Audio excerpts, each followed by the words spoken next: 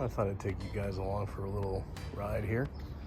Turning this approximately like 6 feet by 3 feet planter that I have on the north side of the property. This is going to be a planter for like mixed greens, lettuces, brassicas, and things like that that need shade, because this faces the north and the sun shines from the opposite direction. So this will be fantastic, and I'll be providing updates as it goes. This Kellogg's Paleo Plus is pretty good. It's organic plus, it's OMRI certified. It's somewhere on here, but you should look for that. If it says organic and it's not certified by OMRI or another body, it's a lie. But it's pretty good bang for your buck, like $6 or $7 at the Home Depot or whatever store you go to like that sells it. It's pretty good. It's got some pretty good amount of perlite in there already. Good mixture of compost materials and things like that. You should read the ingredients in the back. It's pretty fantastic for the price, like I said. And I have some sawdust here that I'm going to recycle from some trees I just bought and use it as mulch over here at the new and improved mixed salad greens in-ground planter. I'm going to put some of this Black Magic Pro Peat that I had left over. It'll be good for holding on to moisture as a bottom layer. The soil will go on top. Here I am wetting down this Pro Peat, this peat blend. It's going to take a while to soak it in. It's a little hydrophobic, does not like to soak in water right away, so, but it will. Yeah, so here it is. Here's my future herb and I guess salad mixed greens planter. Filled it with the peat, soaked it with water. That took a while. Generally will.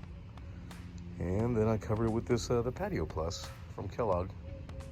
So it's a good 4 or 5 inches of planting for lettuces and the radishes, anything like that. It grows and flourishes in the winter and early spring and needs shade. I'm going to try to grow salad here in the spring and summer, see what the shade does for me with stuff that likes to bolt really fast. So here's one of the final phases of the planter that I started here. I used some sawdust, kind of like upcycling or recycling, or whatever you call it, from the trees that I got, the apple and the peach. The roots came wrapped in sawdust, so this is great mulch here. Here are my tools, the seeds, and a Sharpie. I'm going to use the butt end of that Sharpie there. Kind of perforate the soil about maybe a 1/4 inch, 1/2 inch deep. I've got 3 rows of spinach already planted. I'm about to cover these holes here. It's quite simple.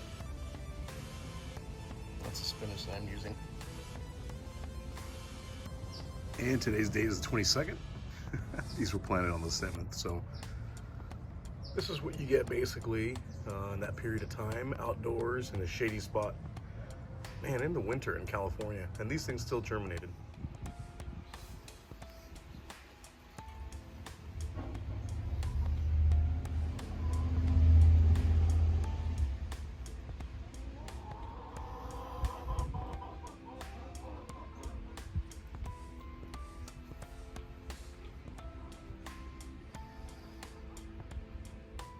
And doing quite well, and boy have we had an interesting January here in Southern California.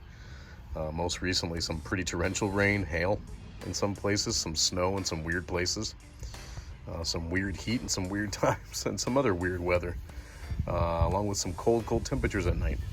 And these still germinated with the frost going on and all that, so I'm pretty impressed. Up next we're going to transplant the medley salad greens. Starting on the 12th of January. This has got arugula, butter crunch, butter leaf, probably green leaf lettuce too.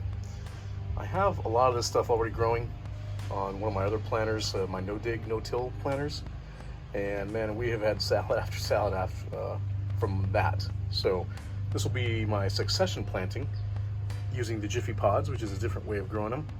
And I'll be going into my second no-dig, no-till planter, which is on the north side of the property, has a lot of shade.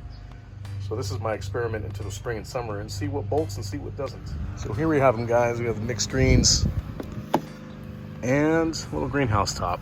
I'm gonna need this because I literally just took these out of the greenhouse. I didn't really harden them at all. So I'm probably gonna have to use that with a little turn knobs on the top so I can adjust the humidity after they start maturing. On this planter, we already have cilantro growing that was planted on the 7th of January and spinach. And it's looking quite good. Now to plant this lettuce, guys, I really don't use any special tools. I have mulch already covering the ground here. So I'm just gonna set aside some of this mulch, uncover some of the bare soil, and just start digging little holes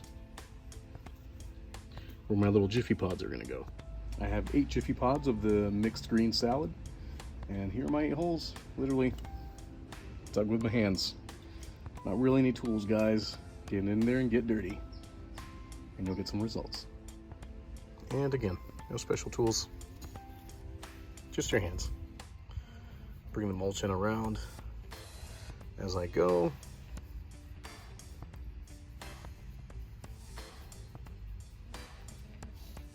And I'll show you once it's all done.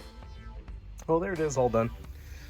All 8 Jiffy pods put in the ground. Mulch has been brought back around the plants, and the label is in place. Last thing to go is the greenhouse. Like I said, because these came right out of the greenhouse, my large one. So, well, here's the update, guys. It's February 13th. These were started in the ground on January 7th. This is the Anna spinach, the cilantro, also started on the 7th. These were started in the ground. What I didn't mention earlier is that I did deploy this little dome over the tops of the cilantro because they were being a little bit frustrating over about a week and a half. But once I used that, within 3 days, these things started to come up. So, little caveat, guys, I did use that to get the cilantro specifically to come up. The spinach came up no problem. These were started in the greenhouse on the 12th, this mixed green salad. And look at that. I've had the dome taken off for at least 4 or 5 days now, and they are doing magnificent, bright, popping green colors. Soon we're going to start getting purple leaves, which I think we're already starting to get some shape there. This salad tastes great. It's fun to eat, it's fun to pick, easy to pick.